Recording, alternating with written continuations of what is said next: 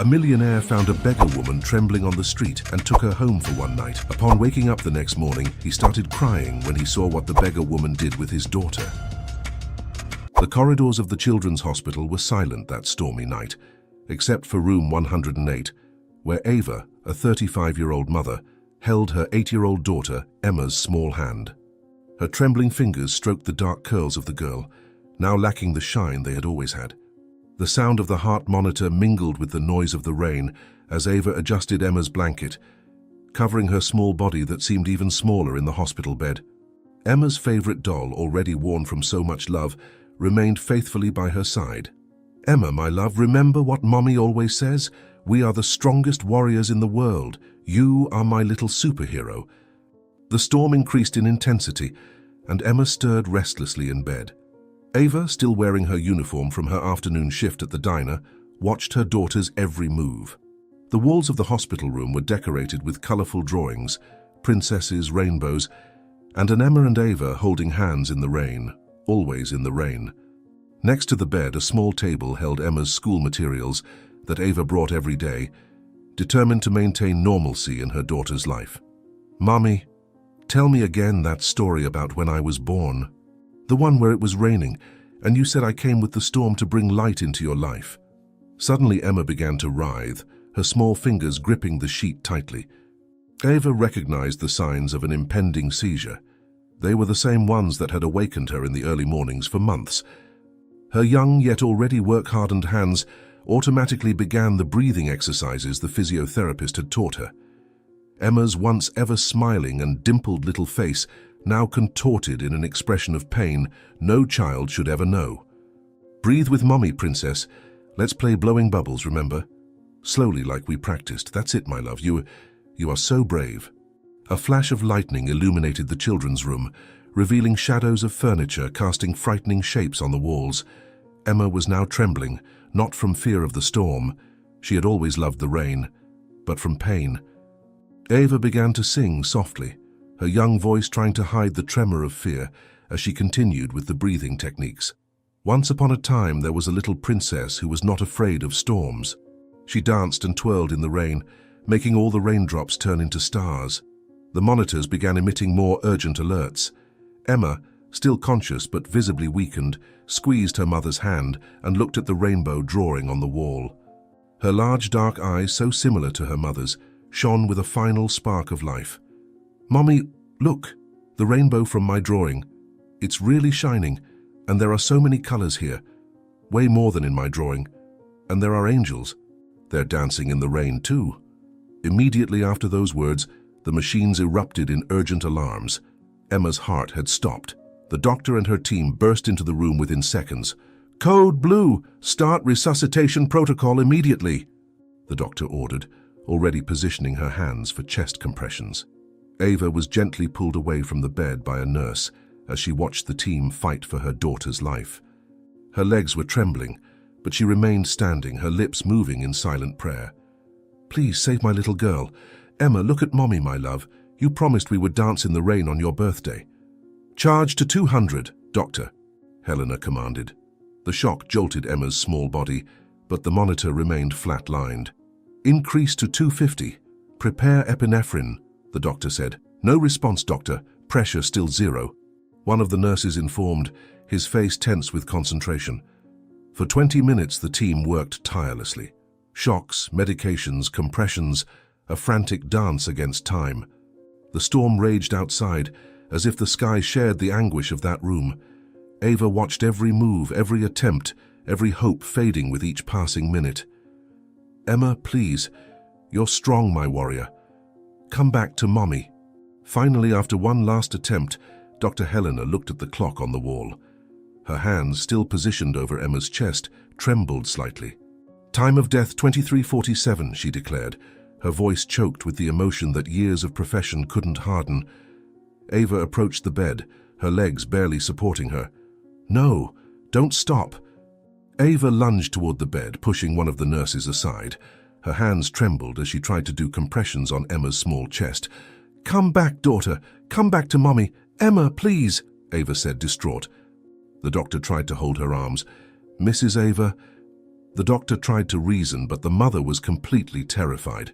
"Let me go. She's my daughter," Ava shouted, her voice breaking in despair as she continued the clumsy compressions. "Emma, you promised you would dance with me on your birthday. Emma, please open your eyes. My God, somebody help her. Why did you stop? She's just a child." It took 2 nurses to pull her away from the bed.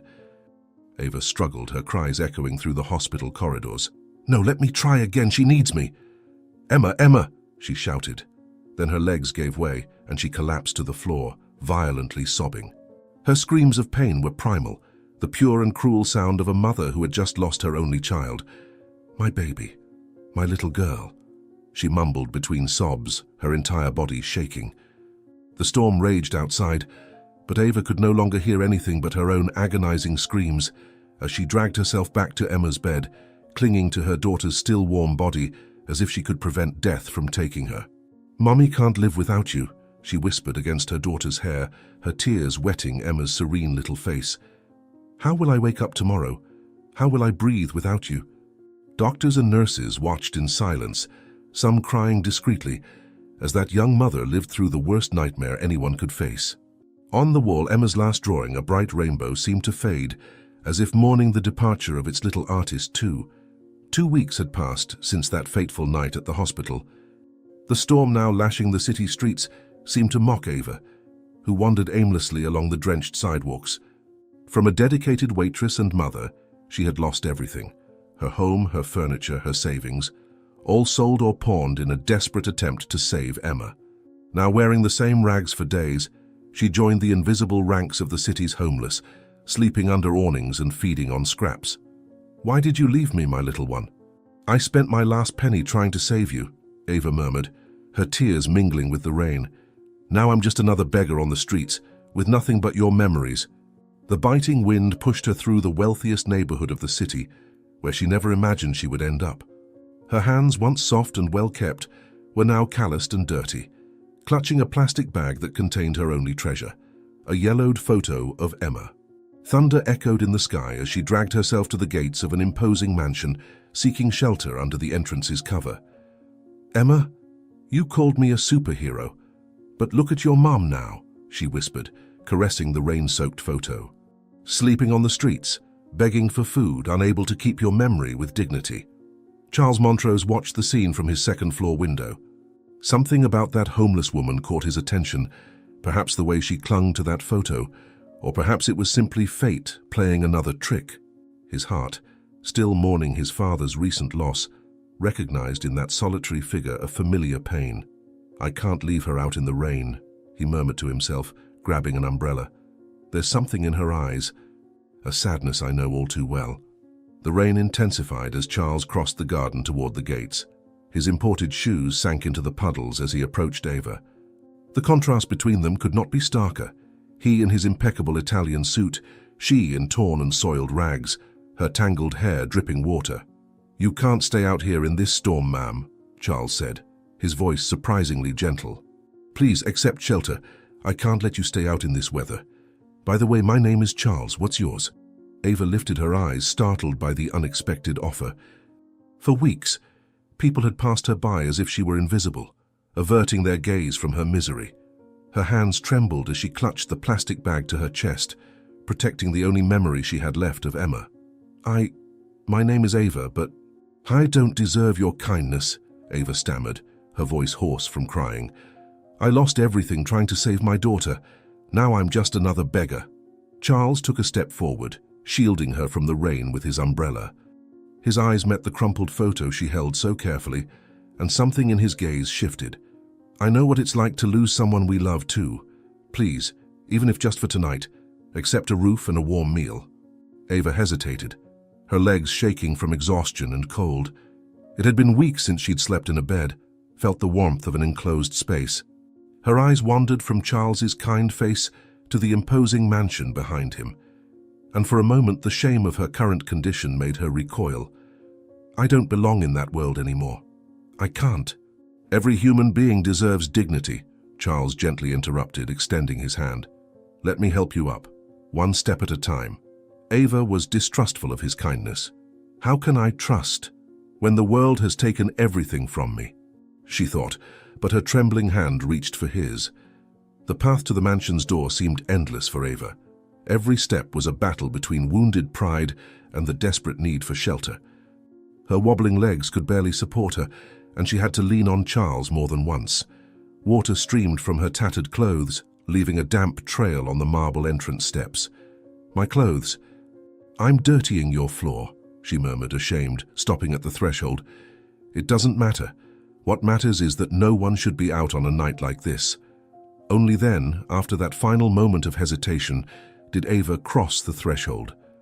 The interior of the mansion was warm and welcoming, a brutal contrast to the icy streets where Ava had spent the last few weeks. The soft lights revealed her deplorable state, her bare, battered feet, her soaked clothes clinging to her too thin body, her face marked by hunger and despair. "Not everyone on the streets chose that path," Charles said gently, leading her inside. "Some were driven there by the cruelest of circumstances." At the top of the stairs, a door opened silently. Julia, Carlos's 10-year-old daughter, watched the scene with curious and compassionate eyes. There was something about her angelic face that made Ava's heart wrench. She was exactly Emma's age. "Dad, who is this lady? Is she okay?" "There's something in her gaze," Julia whispered, descending a few steps. "So sad and lost, just like Mum's was before she left." Suddenly the air was cut by a sound that made Ava's blood run cold. Julia began to cough violently, in the same way Emma used to cough. The same dry, anguished sound, the same motion of her tiny body convulsing. Ava immediately recognized the signs. They were identical to the ones that preceded Emma's seizures. "No, it can't be," Ava murmured, her eyes wide with horror. "It's the same cough, Ika, the same sound Emma used to make before." The scene unfolded like a slow-motion nightmare. Julia staggered on the stairs, her small hands gripping the railing as the coughing shook her. Carlos ran to support his daughter, but Ava was already climbing the steps, driven by a maternal instinct that not even misery had managed to erase. "Carlos, she needs help now!" Ava shouted, momentarily forgetting her beggar's condition. "I recognize those symptoms. Please trust me." The rain continued to fall outside, but inside the mansion, time seemed to have stopped. Ava, the beggar who just minutes ago was shivering in the gates, now held Julia in her arms with the experience of someone who had lived through that nightmare before. Her eyes met Carlos's, and in that moment something changed between them, a connection forged by pain and fear. "My daughter had the same symptoms," Ava said, her voice trembling. "And I swear by her memory that I won't let this little girl suffer the same fate." At that moment, Julia had a violent seizure, her eyes rolling back into her head. The shrill sound of her breathing echoed through the mansion's corridors, mingling with the noise of the storm outside. Carlos and Ava looked at each other, united by fear and hope, as the rain continued to fall mercilessly over the city. "Please, God," Ava whispered, "don't take another child. I can't watch another family bury their daughter like I buried mine." With the experience of someone who had faced countless similar crises, Ava acted quickly. Her hands, though trembling from hunger and cold, moved with precision as she positioned Julia on her side on the stairs. Carlos watched, paralyzed by fear, as the beggar he had just welcomed commanded the situation with surprising authority. "I need a pillow and water," Ava instructed, keeping her voice steady despite the panic in her eyes. "And we need to take her somewhere warmer. Where is her room?" Quickly, they brought Julia to her upstairs bedroom. The girl continued to convulse, her small limbs jerking uncontrollably. Ava began to apply the same techniques she had learned from Emma's physiotherapists, smooth but firm motions, controlling the child's breathing with painful experience. "Breathe with me, little one," Ava whispered, demonstrating the breathing pattern, slowly, as if you were blowing a soap bubble. Gradually, Julia's body relaxed under Ava's precise care. The seizure subsided until it stopped completely, leaving only an exhausted and frightened child in its place. Carlos watched, amazed and terrified, as the stranger from the street saved his daughter using techniques that seemed to have been learned in the cruelest way possible. How did you know what to do?" Carlos asked, his voice trembling. 3 years of caring for my Emma," Ava replied, checking Julia's vitals. "Every seizure was a new lesson, but your daughter is out of danger now. Remember to take her to the doctor to check on these symptoms." After Julia finally fell asleep, Carlos led Ava to the mansion's kitchen. The contrast between the luxurious setting and her drenched clothes made her cheeks burn with shame, but hunger was stronger than embarrassment. As she ate her first hot meal in weeks, Carlos watched her, still processing how this woman he had found at his gates had saved his daughter with such competence. "There's a guest room at the end of the hall," he said, breaking the silence. "And some clean clothes that should fit you. Please stay the night. Actually, stay as long as you need."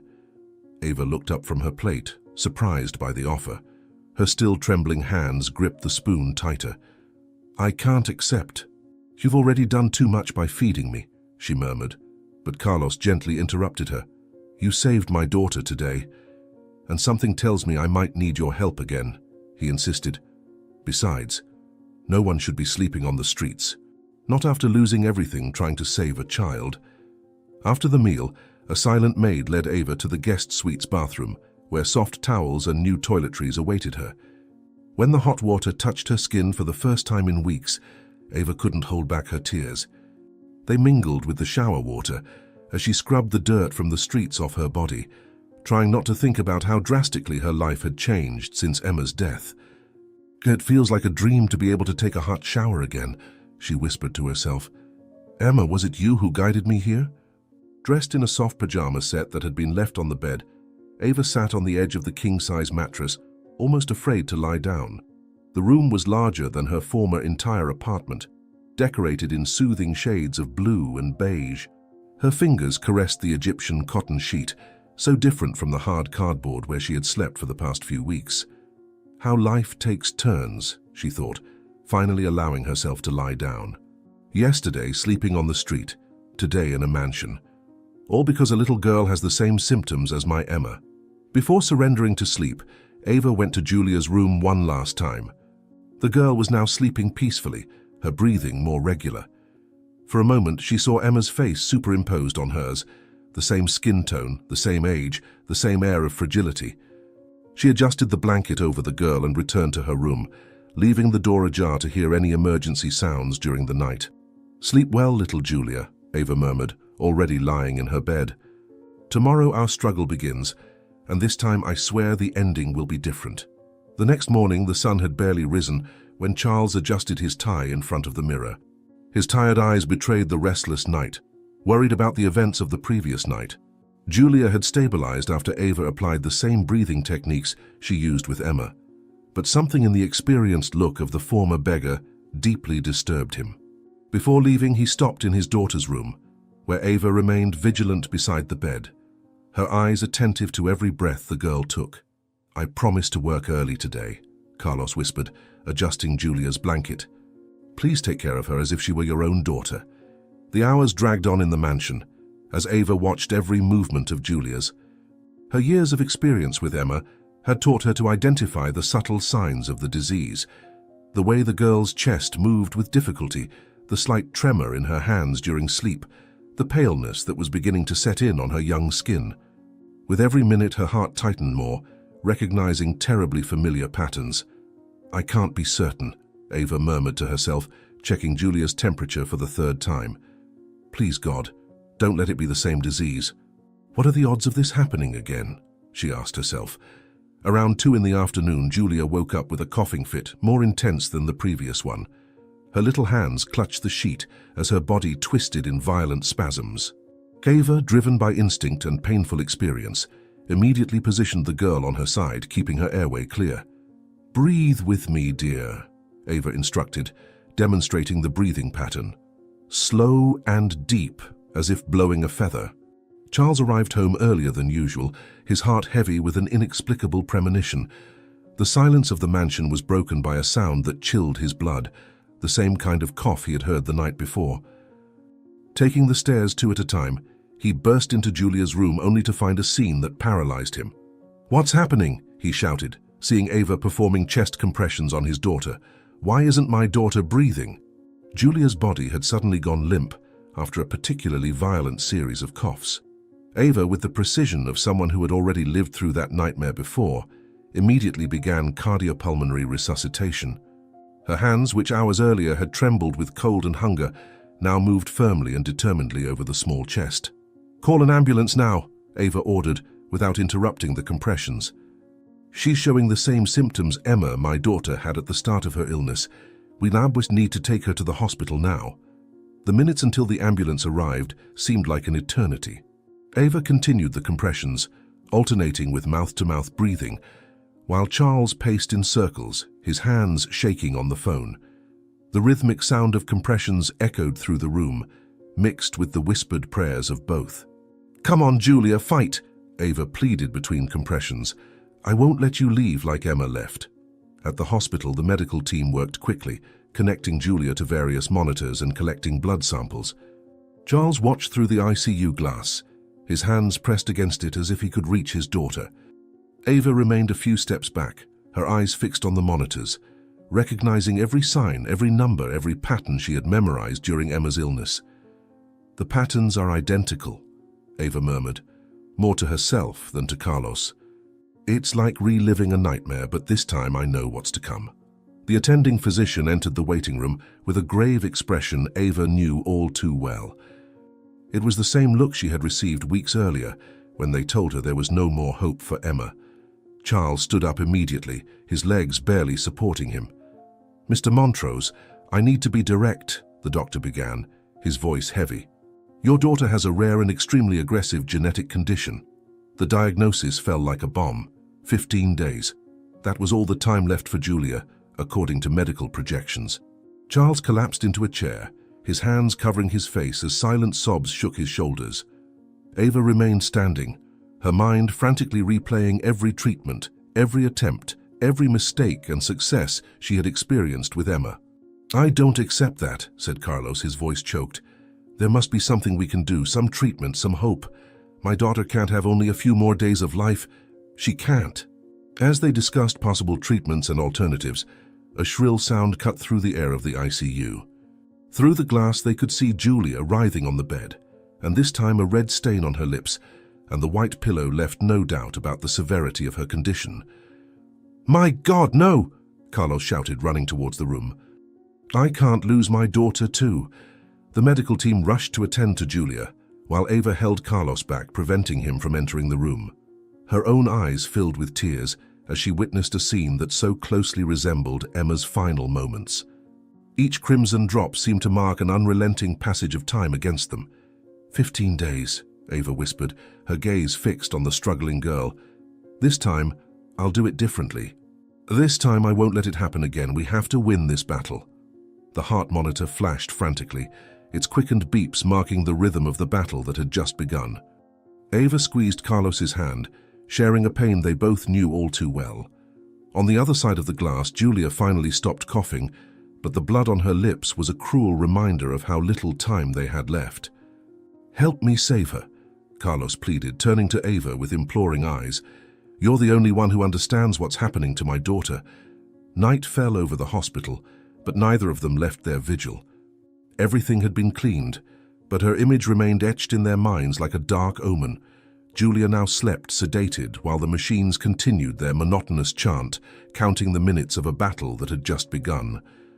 15 days, thought Ava, her hands clasped in silent prayer. This time won't win. This time I promise it will be different. The cold lights of the emergency room flashed incessantly as the monitors issued increasingly frequent alerts. Julia's small body, now connected to various tubes and machines, fought a battle that seemed more and more impossible to win. The doctors moved frantically around the stretcher, shouting orders and numbers that Ava knew all too well. The same numbers, the same worried expressions, the same scenario that had preceded Emma's departure. "Blood pressure dropping rapidly," one of the doctors warned, adjusting the medications. "The kidneys are stopping responding to treatment." Charles remained leaning against the wall of the emergency room, his expensive suit wrinkled after hours of anguished waiting. His hands trembled as he watched the doctors struggling to stabilize his daughter. By his side, Ava kept her eyes fixed on the monitors, her mind processing each new symptom, each new complication, mentally comparing them with Emma's last hours. "Why is this happening so fast?" Carlos mumbled, his voice choked. "They said we had 15 days, 15 days. Julia's liver was the next to show signs of failure." The tests showed increasingly alarming numbers, while her skin took on a yellowish hue that Ava immediately recognized. Her hands gripped the handrail of the stretcher so tightly that her knuckles turned white, while her mind screamed in protest at reliving that cruel moment again. The pattern is exactly the same, thought Ava, her heart pounding unevenly. First the kidneys, then the liver. Exactly like it happened with Emma. A team of specialists rushed into the room, carrying more equipment and bags of medication. The sound of their voices mingled with the constant beeping of the monitors, creating a chaotic symphony that echoed through the hospital corridors. Julia began showing tremors, her tiny fingers twitching involuntarily as another organ began to fail. "The pancreas is collapsing," one of the doctors announced, his voice tense. "The progression is much faster than expected." The machines began to beep even more frantically when Julia's heart showed the first arrhythmias. Charles fell to his knees, his desperate prayers mingling with the chaos of the emergency room. Ava, however, remained strangely focused, her eyes moving quickly between the monitors and Julia's pale face. "We don't have much time before the circulatory system goes into total collapse." The head of the medical team approached Carlos, his grave face carrying the weight of decades of experience. His words, though gentle, fell like hammers in the momentary silence that settled in the room. Julia would not make it through the night. Her body was giving up, organ by organ, at a speed that no conventional treatment could keep up with. "I'm sorry, Mr. Montrose," the doctor said, placing a hand on Carlos's shoulder. "I suggest you say goodbye to your daughter while she's still conscious." Charles staggered to the stretcher, his tears falling on Julia's serene face. The girl, even amid so many tubes and machines, managed to open her eyes slightly as she felt her father's touch. Her lips moved as if she wanted to say something, but no sound came out but a faint sigh. "Don't leave me, Princess," Carlos sobbed, kissing his daughter's forehead. "You're all I have in this world." Ava watched the scene with a lump in her throat, her own parting memories mingling with the present moment. Her eyes burned with unshed tears as her mind worked frantically, going over every detail of Emma's last days, every treatment tried, every alternative discarded. "There must be something we didn't try," she murmured to herself, her hands restless. Something we missed. She had to have more time. The minutes dragged like hours as more specialists were called, more tests were done, more medications were tried. Julia's body continued to fail, system after system, in a macabre dance that Ava knew all too well. It was then that something in her memory lit up, an almost forgotten conversation, a name mentioned in passing during Emma's final days. "Wait a moment," Ava suddenly said, her voice cutting through the tense air of the room. "I need to make an urgent call. Mr. Montrose, may I use your phone?" One of the monitors began emitting a sharper sound, indicating that Julia's heart was becoming increasingly unstable. Ava's hands trembled as she reached out to Carlos, her eyes shining with a fierce determination he had not yet seen. "Please trust me one more time," she pleaded, her voice urgent. "This may be our last chance." Charles took the cell phone from his pocket without hesitation, handing it to Ava. She took it with trembling hands, her fingers already dialing a number she had stored in her memory so long ago, during those desperate days with Emma. Her eyes never left Julia's cardiac monitor as she waited for the call to connect. "I won't let you leave like Emma left," Ava whispered, clutching the phone. "This time I know exactly what I need to do." After hanging up the phone, Ava's face lit up with a hope she hadn't felt in a long time. Her fingers were still trembling when she handed the cell phone back to Carlos, who was watching her with a mixture of curiosity and despair. The sound of the cardiac monitors continued to fill the emergency room, but now there was something different in her gaze, a glimmer of determination that spanned years of pain. "There's a chance," she said, her voice firm for the first time in hours. "Dr. Collins is coming. He has an experimental treatment that may help Julia. It's an expensive treatment, but it will help, maybe even save her." The doctor arrived at the hospital in record time, carrying a silver briefcase that Ava recognized immediately. It was the same one she had seen in Emma's final days, when the treatment was her last hope. A hope she could never realize because of the astronomical cost. Then she had to settle for the treatment covered by health insurance. The doctor greeted Ava with a look that mixed recognition and sorrow. "How much?" Charles asked immediately, his checkbook already in hand. "The price doesn't matter. Just tell me how much I need to pay to save my daughter," he said, making Ava feel a pang in her heart. She wished she had been able to pay for her daughter's treatment. But now she was content with the fact that at least one child could have her chance. The medical team quickly transferred Julia to the hospital's laboratory, where the treatment could be administered under controlled conditions. Ava watched every move, her heart torn between hope for Julia and the pain of knowing that Emma never had this chance. The monitoring equipment was reconnected as Dr. Collins prepared the first dose. "This is the same medication that could have saved Emma," thought Ava, her nails digging into her palms. "The same treatment that cost more than everything I owned." The hospital laboratory was buzzing with activity when Dr. Collins initiated the treatment. His eyes met Ava's, and for a moment, they both relived those desperate days when the treatment was almost within Emma's reach, but the astronomical cost made it impossible. Now watching the test tubes lined up on the metal bench, Ava felt her heart tighten with a mixture of hope and guilt. "If I'd managed to get the money back then," Ava whispered, her hands trembling. "Emma could be alive today, Dr. Collins." The doctor carefully opened his briefcase, revealing ampules of a blue liquid that cost more than Emma's entire previous treatment combined. Charles watched every move, his checkbook already in hand, ready to do what Ava could not, pay for the treatment that could save his daughter. The contrast between their realities could not be more painful. "The experimental protocol has made significant strides in recent months," Dr. Collins explained, preparing the first dose. "But I need you to understand the risks. This treatment has not yet been officially approved." Tube after tube of blood was drawn from Julia as the laboratory technicians raced against time to process the samples.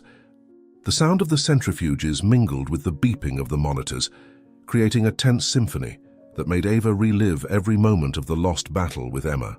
Her hands gripped the railing of Julia's gurney as if she could transfer strength to the girl through touch.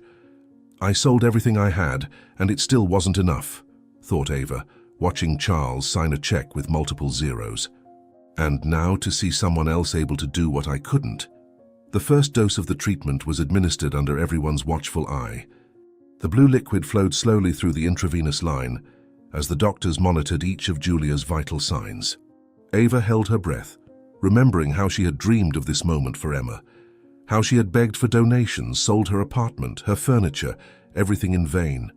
"The first signs of response appear within minutes," Dr. Collins explained, adjusting the drip rate. "If there's any positive reaction, we'll know soon." To everyone's surprise, the monitors began to show a gradual improvement in Julia's vital signs. Her blood pressure stabilized, her heart rate normalized, and most impressively, her organs began showing signs of recovery. Charles fell to his knees, crying with relief, while Ava watched the numbers on the monitors with a mixture of joy and profound pain. "It's working," Carlos murmured, squeezing Ava's hand. "You saved my daughter. Twice." The medical team worked frenetically, collecting more samples, adjusting doses, monitoring every little change.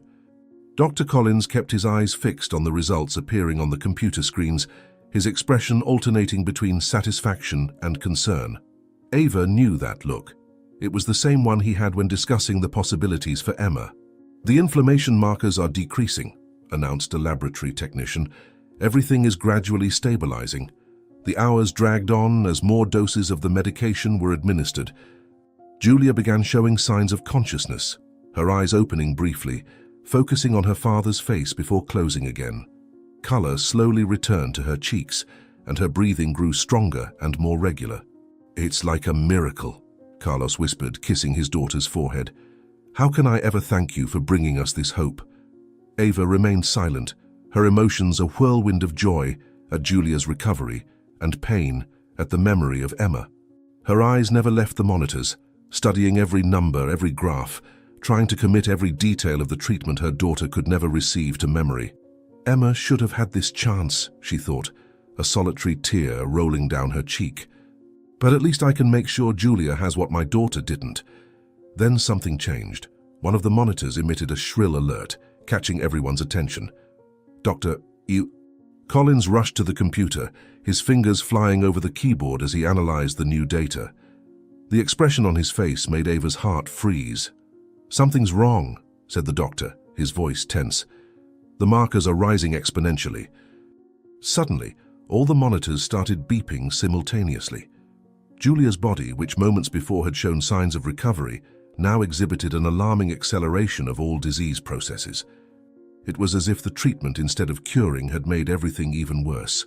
"The organs are failing again," shouted one of the doctors, "but this time at a much faster rate than before. If it continues like this, she'll have less time than before." Charles watched in panic from the doctor to Ava, his hands gripping the rails of the stretcher as if he could prevent fate from taking his daughter. Ava, in turn, felt her world crumbling again, helplessly watching as another child seemed to slip through her fingers. "What's happening?" Carlos asked, his voice breaking. "Why is the treatment doing this, Doctor?" Collins worked frenetically, trying to adjust the doses, reverse the process, do anything to stop the accelerated deterioration. But the numbers on the monitors kept rising, indicating that the disease, instead of regressing, was advancing at a terrifying speed. "My God," Ava whispered, recognizing the fatal pattern on the monitors. "It's as if the treatment is turning days into hours. Julia will only have a few more hours to live." "Doctor." Collins worked tirelessly for hours, his skilled hands adjusting dosages and administering a complex combination of medications to reverse the acceleration of the disease.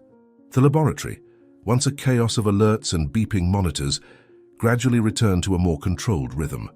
The numbers began to stabilize, although each new result brought with it a shadow of the price they would have to pay for this intervention. "We've managed to stabilize the process," announced Dr. Collins, checking the latest tests, "but the initial acceleration has cost us precious time." Ava watched the new data with experienced eyes, recognizing the patterns she had obsessively studied during Emma's illness. The markers were returning to pre-crisis levels, but something was different. The progression of the disease, though once again under control, had advanced significantly during those chaotic hours. "How much time did we lose?" asked Carlos, his voice trembling with exhaustion. "Please, be honest with me." The doctor took a deep breath, his eyes moving between the various monitors and test results scattered in front of him. His hands, still covered by surgical gloves, adjusted the drip of the medication once more before turning to Carlos and Ava. The silence that preceded his answer weighed like lead in the laboratory air. "Of the initial 15 days we had, only 12 remain," explained Dr. Collins, his voice grave. "The experimental treatment accelerated the process before we could control it," he explained. Carlos staggered to a nearby chair, his normally composed face now marked by a weariness that seemed to come from the soul itself. His hands trembled as he loosened his tie, a gesture that carried the weight of all the recent losses in his life. The morning sun was beginning to stream through the laboratory windows, illuminating his face aged by the night of anguish. "First my father, now this," he murmured, more to himself than to the others. "I can't lose anyone else. I can't lose my little girl, too." Ava, who was organizing the medication bottles following the doctor's instructions, stopped at the mention of Carlos's father. Her eyes met his, recognizing a familiar pain, the same one she saw in the mirror every day since losing Emma. The powerful man who had rescued her from the streets now seemed as vulnerable as she was. "Your father passed away recently?" she asked softly, adjusting Julia's heart monitor. Charles nodded, passing his hands over his tired face. The mention of his father seemed to open a floodgate of emotions he had been keeping under rigid control. His eyes filled with tears as he watched Julia, who slept peacefully, oblivious to the battle being waged for her life. "Just a month ago," he replied, his voice choked. "We had a difficult relationship. He was a distant man from everyone, including my late mother, but I felt it when I lost him. And now Julia is." "Doctor." Collins interrupted the conversation to perform another battery of tests. His hands moved with precision as he collected samples and adjusted equipment. The numbers on the monitors remained stable, but something in the doctor's gaze indicated that the battle was far from over. "Every minute is precious now," the doctor warned, noting the new results. "We need to monitor any change, no matter how small." The hours dragged on as the medical team worked in shifts, monitoring every aspect of Julia's condition. Charles remained by his daughter's side, holding her little hand in his, as if he could transfer his own life force to her. Ava alternated between assisting with procedures and offering the silent comfort of someone who knew that pain all too well. 12 days, Carlos whispered, caressing his daughter's hair. How can they ask me to prepare to lose my only child in 12 days? The sun was already high when Julia began to wake up. Her eyes opened slowly, blinking against the bright light of the laboratory. Something seemed different in her gaze, a confusion that hadn't been there before. Her little hands moved hesitantly in the air, as if searching for something they couldn't find. "Daddy?" she called, her voice weak and frightened. "Why is everything so blurry? I can't see properly." Panic gripped the laboratory as Julia began to frantically rub her eyes, her tears of fear mingling with her growing confusion. Charles held his daughter's hands, trying to calm her, while Dr. Collins rushed to examine her eyes with a small flashlight. "The light is fading," Julia sobbed, clinging to her father. "Daddy, what's happening? Why can't I see?" "Doctor." Collins worked quickly, performing specific tests while Ava held Julia's free hand, her own heart racing with memories too painful. The girl continued to blink rapidly, her eyes moving from side to side in search of clarity that seemed to escape every second. "Everything is getting dark," Julia whimpered, the fear evident in her voice. "Ava, I heard Daddy talking to you. Where are you? I can't see your face." The laboratory fell into a heavy silence, broken only by the soft beeping of the monitors and Julia's frightened sobs. Dr. Collins exchanged a significant look with Ava, who immediately recognized what was to come. It was another symptom she knew all too well, another stage of the process that had stolen her Emma. "Her eyes," Ava whispered, her voice trembling with the weight of knowledge. "It's starting exactly as it started with Emma." The medical team gathered in the hospital's conference room, the white walls decorated with diplomas, now witnessing yet another session of devastating news. Dr. Collins stood, holding a series of scans that glowed against the light box's glow. The images showed a frightening progression of the disease in Julia's organs, but there was something more, a possible solution that hinged on a crucial factor. "There's a chance if we use the treatment with..." "Another procedure," Dr. Collins began, his grave voice echoing through the silent room. "But we need to find a compatible donor immediately," he said. Charles had already mobilized his entire fortune and influence to locate potential donors within his family. Distant cousins, long unseen uncles, all were summoned to undergo compatibility testing. The sound of the coffee machine in the corner of the room marked time as more negative results came in, each one diminishing hope in the desperate father's eyes. "How can nobody be compatible?" Carlos questioned, his voice shaking with frustration. "We've tested every living member of my father's family. Not even I'm compatible." Dr. Collins adjusted his glasses as he explained the genetic nature of the disease. His fingers traced the lines of a complex pedigree showing Carlos's paternal lineage, where several similar cases had been recorded across generations. Ava watched the drawing intently, her heart clenching as she recognized the same pattern that had taken her Emma.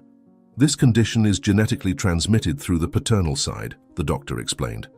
"That's why we focused on Julia's father's relatives." Ava remained silent, her restless hands fiddling with the borrowed blouse's hem. Her memories drifted to her own childhood, to the unanswered questions about her origin. Her mother had never revealed her father's identity, taking the secret to her grave years ago. Now this gap in her family history felt even heavier. "I never knew who my father was," Ava murmured, her voice almost a whisper. "When Emma was ill, I had no family history to share with the doctors."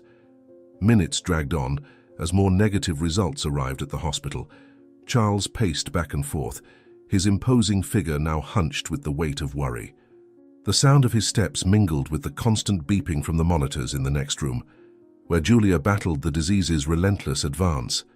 "My father always feared this might happen," Carlos revealed, running his hands through his graying hair. "This genetic curse has claimed many in our family." A nurse rushed into the room, carrying yet another batch of negative results. The pile of scans on the table grew, each paper representing another lost hope. Ava felt her head start to throb, a discomfort she tried to ignore as she focused on the medical explanations. "Without a compatible donor," Dr. Collins continued, "our options are extremely limited. Time is against us, and every hour that passes."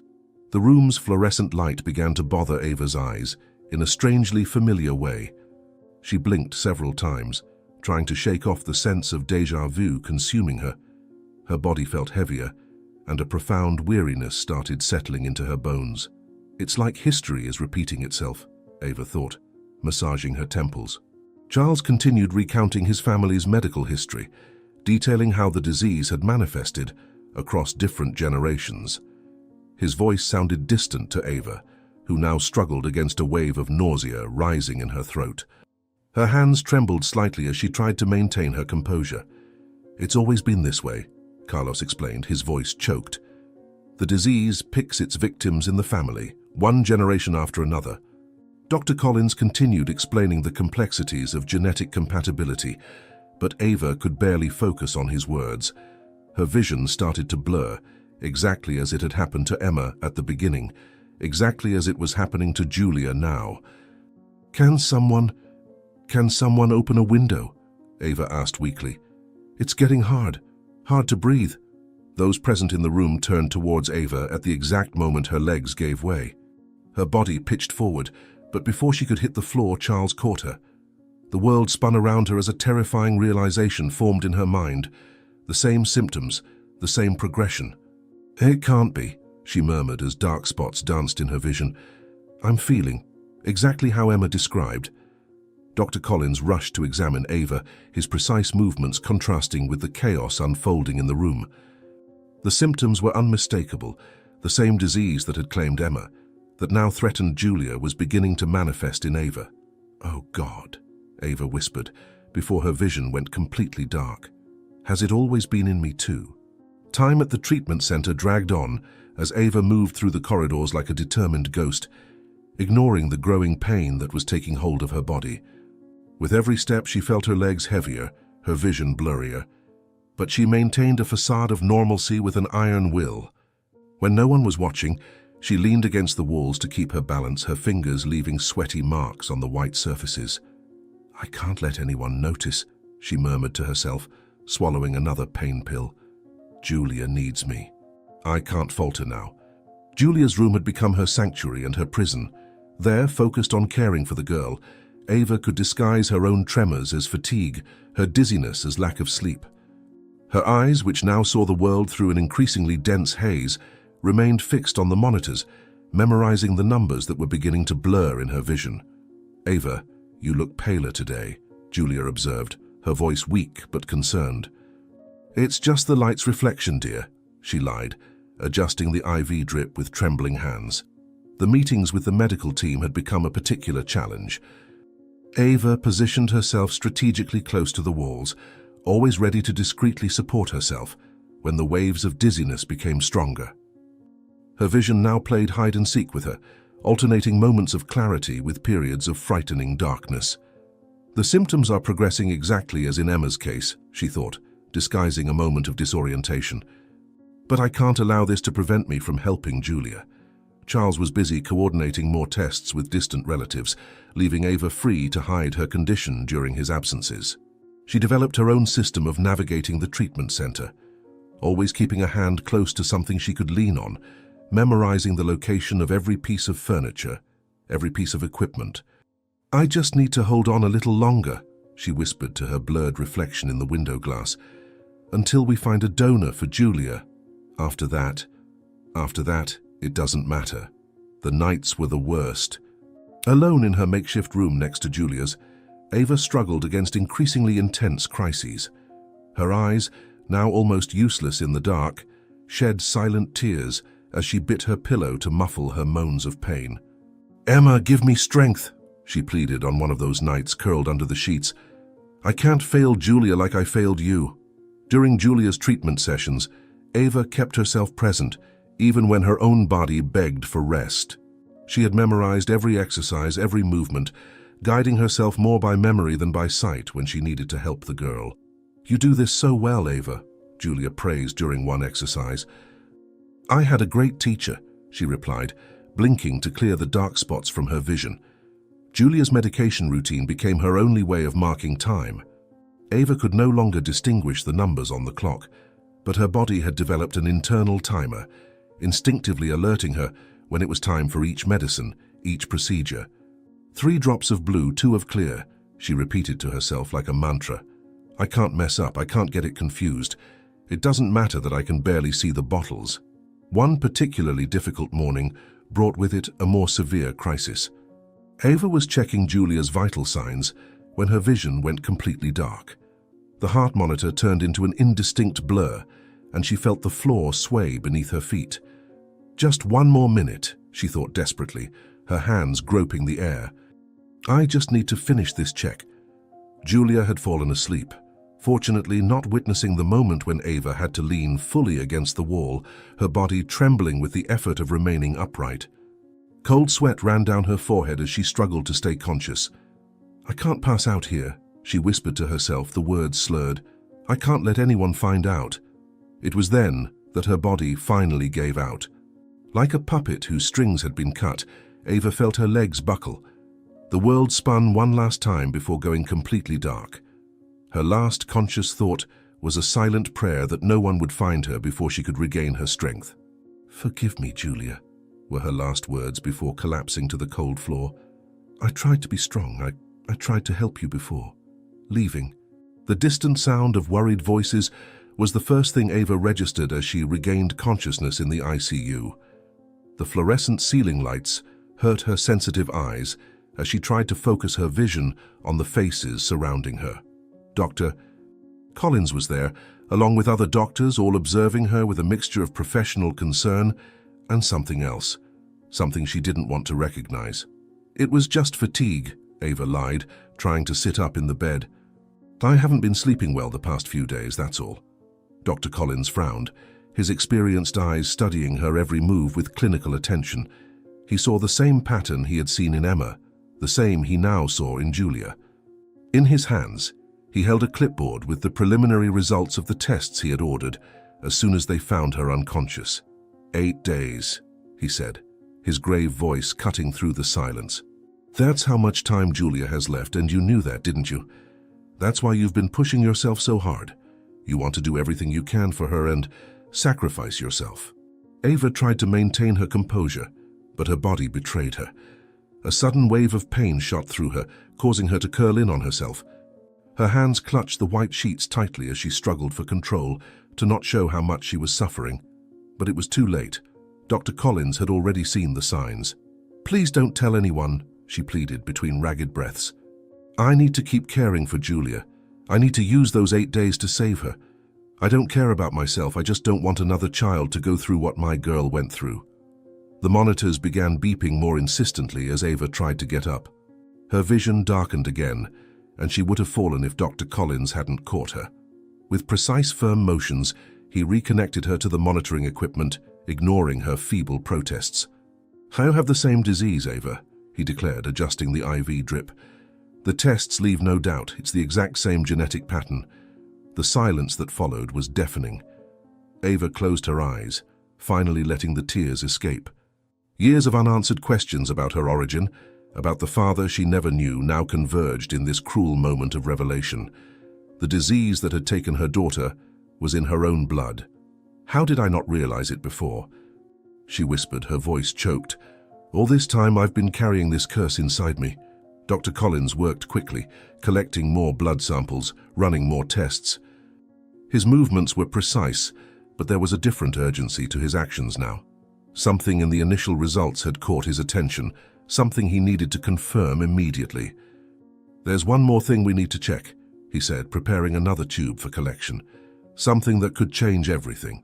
The hours that followed were a blur of tests and examinations. Ava watched, through her increasingly compromised vision, the coming and going of nurses and technicians. Her body ached, but her mind was focused on one thing alone, the 8 days left for Julia. I can't die now, she thought, fighting against the exhaustion. Not before I'm sure Julia will be okay. It was then that Dr. Collins returned, holding a folder of results with hands that trembled slightly. His face had an expression that Ava had never seen before, a mixture of awe and hope that made her heart race. Your blood, Ava, he began, his voice barely containing emotion. It's compatible with Julia's. Completely compatible. Julia's father is still looking for relatives who may be compatible, while you were so close and could be the donor. The world seemed to stop for a moment. Ava stared at the doctor, her brain struggling to process the information. The implications of what she had just heard began to form in her mind, like pieces of a macabre puzzle fitting together. "How is this possible?" she asked, her voice just a whisper. Dr. Collins approached the bed, the test results still in his hands. The numbers and graphs told a story. "I don't know, but it's a miracle to find a donor who isn't a family member," he said, frowning.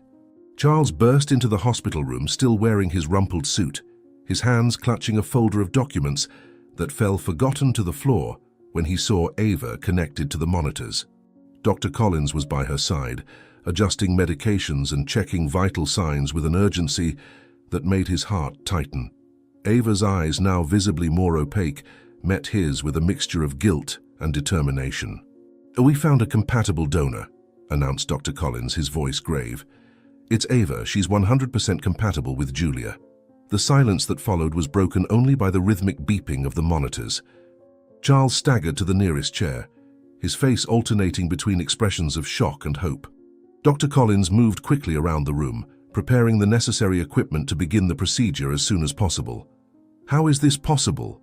whispered Charles, running his hands through his graying hair. "We tested the whole family, every possible relative," he muttered softly to himself. The medical team initiated the preparations with military precision. Tube after tube was collected from Ava, while the machines analyzed each sample in real time. The room soon transformed into a small operations center, with monitors displaying vital signs and sophisticated equipment humming in a technological symphony. "Her vitals are unstable," alerted a nurse, adjusting a monitor. "Blood pressure is fluctuating more than normal for the start of the procedure." In the morning, they began the procedure. The first attempt at transfer began. Ava's face was paler than the hospital sheets, but her eyes maintained that determined glint that Charles had noticed since the night of the storm. The treatment machines began their work, filtering and processing Ava's material at a carefully controlled pace. "Keep her body temperature stable," ordered Dr. Collins, checking the data. "Any variation can compromise the entire process." The first hour passed in tense silence, broken only by the beeps of the monitors and the occasional medical instruction. Ava kept her eyes fixed on the ceiling, her lips moving in silent prayer. Charles never left her side, holding her hand tightly, as if he could transfer his own energy to her. "I'm so tired," Ava murmured, her voice almost a sigh. "But I have to endure. For Julia. For Emma." It was in the middle of the procedure that the first alarm sounded. Ava's blood pressure began to drop drastically, while her heart rate skyrocketed. Her body, already weakened by the disease, began to shake violently, rejecting the process that was supposed to save Julia. "Blood pressure dropping!" shouted the nurse. "Temperature rising rapidly!" Dr. Collins moved with impressive agility, ordering a series of emergency medications. Ava's body arched on the gurney, her fingers gripping the sheets tightly as waves of pain coursed through her. The monitors were now emitting a symphony of alerts. "Her kidneys are going into failure," one of the assistant doctors informed. "The liver can't process the toxins. Critical levels." The procedure had to be interrupted immediately. The team worked frantically to stabilize Ava, whose body was now battling on multiple fronts. Her skin had taken on a frightening grayish hue, and her breathing was becoming increasingly shallow and irregular. "We need to intubate immediately." The next 20 minutes were a nightmare of emergency procedures. Tubes were inserted, medications injected, and the defibrillator had to be used when her heart began to experience severe arrhythmias. Charles watched it all from the corner of the room, his legs barely supporting him. "Don't leave me," he whispered, though he didn't know exactly to whom. "Please, I can't lose anyone else." When they finally managed to stabilize her, Dr. Collins ordered a complete battery of new tests. The results came back like a death sentence. Each of Ava's organs was failing faster than expected. The disease, accelerated by the stress of the procedure, was consuming her body at a terrifying pace. 2 days, he finally announced, removing his glasses with tired hands. "That's all the time this woman has left." The procedure drastically accelerated the degenerative process. It was then that one of the younger doctors on the team approached, holding a new set of tests with trembling hands. His face showed a confusion that soon spread to the other professionals analyzing the results. The numbers and patterns they saw defied all known medical probabilities. "Dr. Collins," he called, his voice hesitant, "you need to see these results. This compatibility, it's statistically impossible." The silence that followed was heavy. Dr. Collins studied the papers with an almost palpable intensity, his brow furrowing more and more with each new piece of data he analyzed. Years of medical experience had not prepared him for what he was seeing. "In 30 years of medicine," he muttered, still analyzing the results, "I've never seen anything like this. This type of compatibility is practically impossible between people without a close genetic link."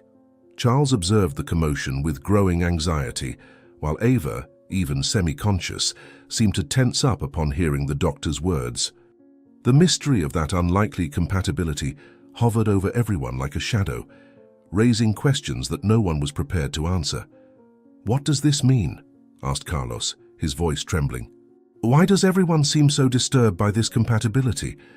Dr. Collins removed his glasses, slowly cleaning them as he organized his thoughts. When he finally spoke, his voice carried the weight of a discovery that went beyond medical science. "It means we are facing something that medicine cannot easily explain," he replied. "A compatibility that defies all known probabilities. You could call it a miracle that will save your daughter. This is her best chance. But Ava..." He let his voice trail off at the end. The laboratory was silent except for the rhythmic sound of the monitors and the soft hum of the machines. Julia slept a restless sleep, her pale face contrasting with the white sheets. Ava watched the girl through the observation glass, her own eyes struggling to stay focused as the disease progressed in her body. The last few hours had been especially cruel. Julia had lost consciousness 3 times, each episode more severe than the previous one. "She's deteriorating faster now," Dr. Collins murmured, adjusting the drip of the IV. "The medications are no longer as effective as before." Charles remained by his daughter's side, holding her small hand between his, as if through touch he could transfer his own life force to her. His eyes were marked by deep circles, witnesses to the sleepless nights since it all began. The sound of Julia's irregular breathing filled the room with a silent urgency. "How long, doctor?" he asked, his voice almost a whisper. "Please don't hide anything from me." The doctor consulted the latest test results, his face visibly aging as he read the numbers. The prognosis was even worse than they feared. Julia was losing the battle at a frightening speed, her organs failing one by one in a macabre dance that Ava knew all too well. 5 days, Dr. Collins replied, wearily removing his glasses. "Maybe less, if we can't stabilize her." Ava felt her heart tighten as she heard that number.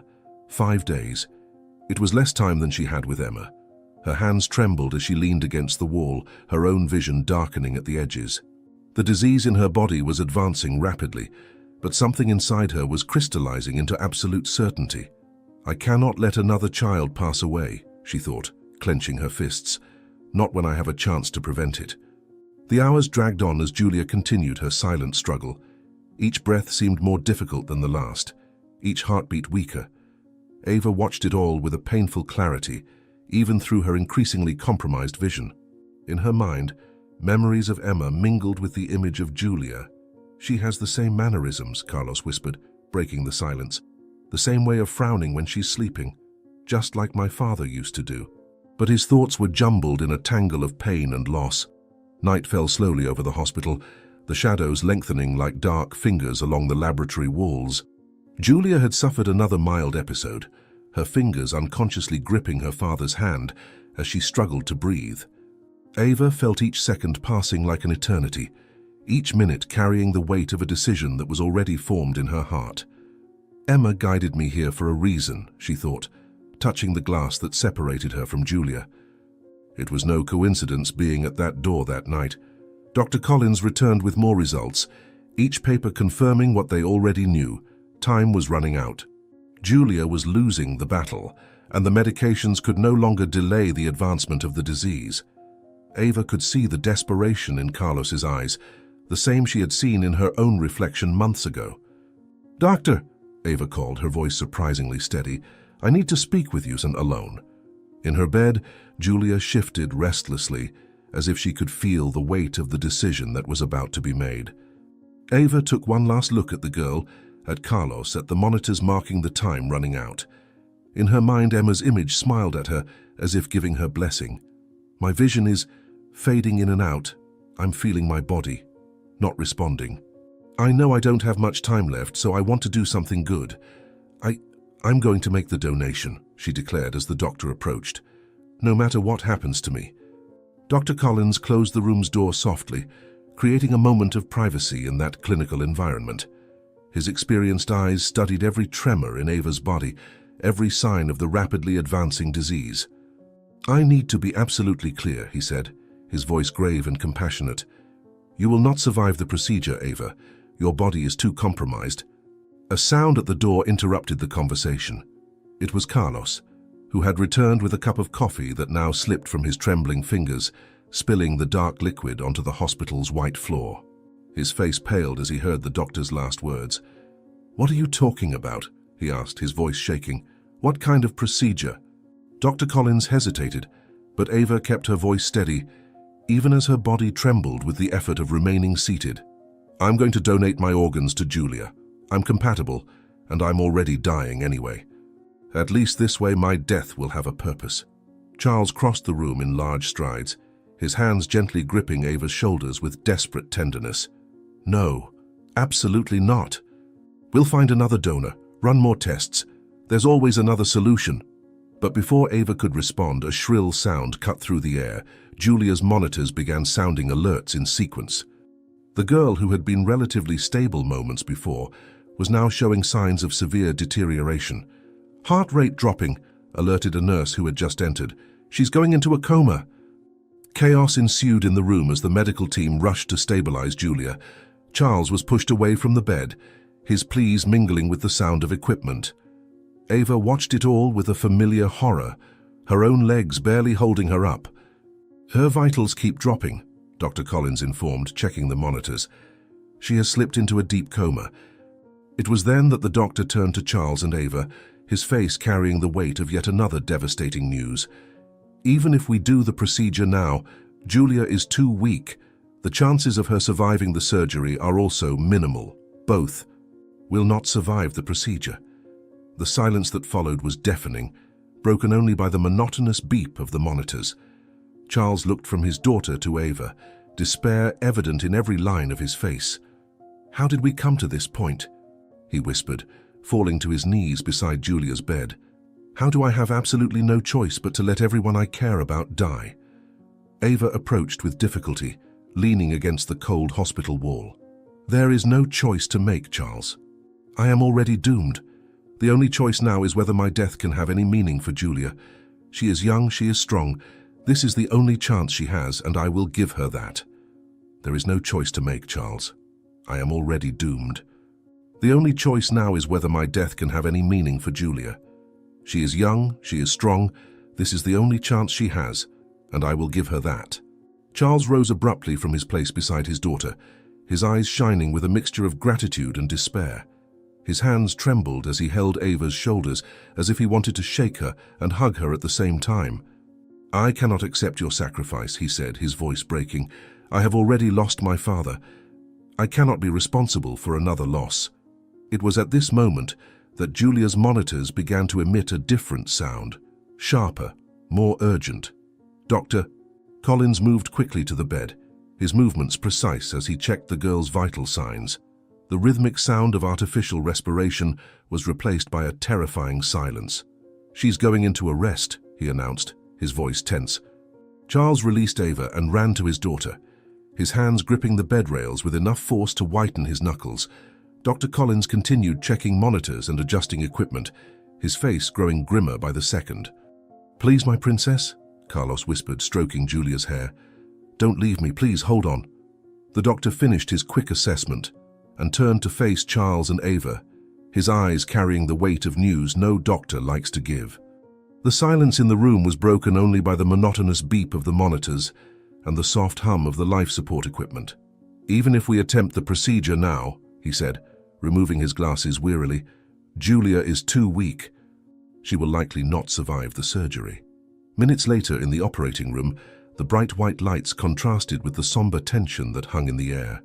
Ava, already dressed in a hospital gown, sat on the edge of a gurney as a nurse prepared the paperwork. Her hands trembled slightly as she held the pen, her eyes struggling to focus on the small print of the liability release that would decide her and Julia's fate. "Are you sure you want to do this, Dr. Collins asked, offering his glasses to help her read due to the vision problems caused by her illness. "Once you sign, there is no going back." The paper in front of her seemed blurred, the words dancing before her increasingly weak eyes. It was an extensive document, detailing every risk, every possibility, every way she could die in the coming hours. But for Ava, only one line mattered, the one that said her organs would be donated to Julia. "We only have a few days of life left," she murmured, her pen hovering over the signature line. "If this time is all I have left, and it's all Julia has too, I will do whatever it takes for her." Next door, through the glass, she could see the team preparing Julia for surgery. The girl was unconscious, her tiny body connected to so many tubes and monitors that her skin was barely visible. Charles was by her side, whispering words of comfort she could no longer hear. "Emma guided me here for a reason," Ava thought, beginning her signature. "Now I know what that reason is." Dr. Collins watched her every move with clinical attention, noting how her hand trembled as she formed each letter. The document was more than a liability release. It was a voluntary death sentence, a conscious sacrifice few would have the courage to make. "You understand that compatibility does not guarantee success?" he asked formally. "There is the possibility of rejection even with a perfect match." "I understand all the risks," Ava replied, finishing her signature with a final trembling stroke. "But I understand even better what it means to see a child pass away without being able to do anything." The medical team began the final preparations as soon as the document was signed. Ava was transferred to the operating table, the cold metal against her back painfully reminding her of Emma's final weeks in the hospital. The lights of the operating room seemed even brighter now, casting dancing shadows on the walls with every movement. "Blood pressure dropping," a nurse announced, connecting more monitors. "Temperature rising." Dr. Collins personally oversaw the preparation of both patients. Through the glass separating the two operating rooms, Ava could see Julia being prepped simultaneously. The timing had to be perfect. Every second was precious when it came to organ transplants. "Remember what we agreed," the doctor said, adjusting his surgical mask. "If there are any signs of rejection, we will abort immediately." The anesthetist approached with the oxygen mask, his gentle eyes being the last thing Ava would see before sedation. For a moment, she thought she saw Emma smiling in the reflection of the polished metal above her. "Count to 10, he gently instructed, "and think of something happy." The first hours of the surgery ticked by in a tense but controlled rhythm. The teams worked in perfect sync, moving between the two rooms like a choreographed dance. The sounds of the heart monitors mingled, creating a strange melody of hope and fear. "First phase successfully completed," announced Dr. Collins. "Initiate transfer protocol." It was at this moment that Julia's monitors began to emit different alerts. Her body, which until then had accepted the procedure, began to show the first signs of resistance. The numbers on the monitors oscillated dangerously, each beep more urgent than the previous one. "Antibodies increasing," one of the surgeons alerted. "The immune system is reacting to the transplant." The team worked frantically to control the reaction, administering medications in calculated sequence. Julia's body was fighting against what should save her, rejecting the organs that were her last hope. "Increase immunosuppressants," ordered Dr. Collins, his hands moving with precision. "We need to reverse this reaction now." In the next room, Ava's body was also starting to show signs of stress. Her blood pressure was constantly dropping, while her temperature kept rising. It was a battle on two fronts, each life depending on a series of decisions made in fractions of a second. "We can't lose either of them," thought Dr. Collins, alternating his gaze between the two rooms. "There has to be a way to make this work." The minutes dragged on as the team struggled to stabilize both patients. The sound of the monitors had turned into a chaotic symphony of alerts and alarms, each one indicating a new challenge to be overcome. "Rejection increasing," one of the doctors informed, his voice tense. "The body is fighting against the transplant with full force." It was then that all of Julia's monitors began to beep simultaneously. Her body was violently rejecting the procedure, every cell fighting against what should be her salvation. The first transplant attempt had failed completely. "Abort procedure," ordered Dr. Collins, his voice cutting through the chaos. "We need to stabilize her before it's too late." The surgeons immediately began the reversal process, trying to minimize the damage caused by the rejection. In the other room, Ava remained unconscious, oblivious to the drama unfolding. Her sacrifice so far seemed to have been in vain. "How are we going to tell her, Mai?" whispered a nurse. "How do we say her sacrifice was rejected?" 6 hours after the first failed attempt, the surgical center began to pulse with new hope. Dr. Collins and his team had completely modified the protocol, adjusting medications and preparing for a second and last attempt to save both patients. In the main room, Ava was already sedated, her frail body seeming even smaller under the focus of the surgical lights. Through the glass separating the two rooms, Julia remained unconscious, connected to dozens of monitors recording every beat of her small heart. "Vital signs stable in both patients," the anesthetist informed, checking the monitors. "We can begin whenever you're ready, doctor." The clock read exactly 11:45 at night when the second attempt began.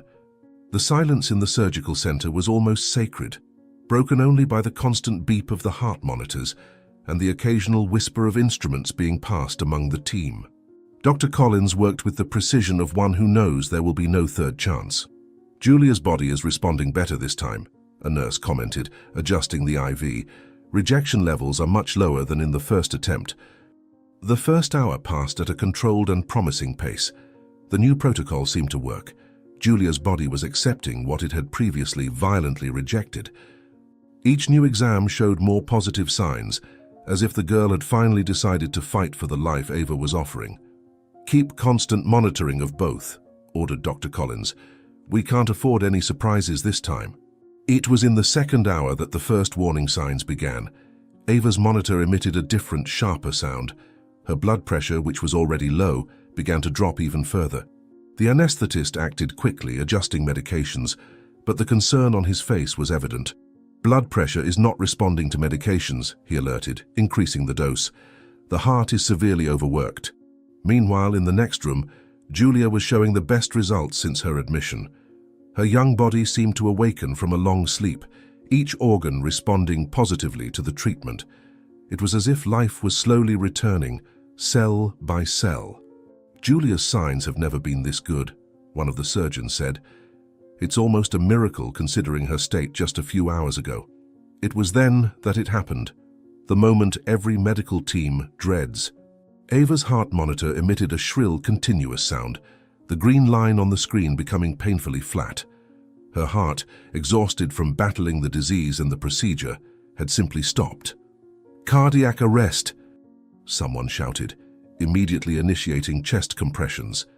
"Prepare adrenaline and the defibrillator." Dr. Collins felt the weight of every second as he positioned the defibrillator paddles. In his mind echoed Ava's words as she signed the consent form. "No matter what happens to me, save Julia. It's my last chance to do something that matters." "Clear," he ordered, his hands steady despite the tension. Ava's body arched with the impact, but the monitor maintained its monotonous chant of death. The compressions resumed immediately, the rhythmic sound mixing with the increasingly promising beeps coming from Julia's room. "Increase!" His voice echoed through the room.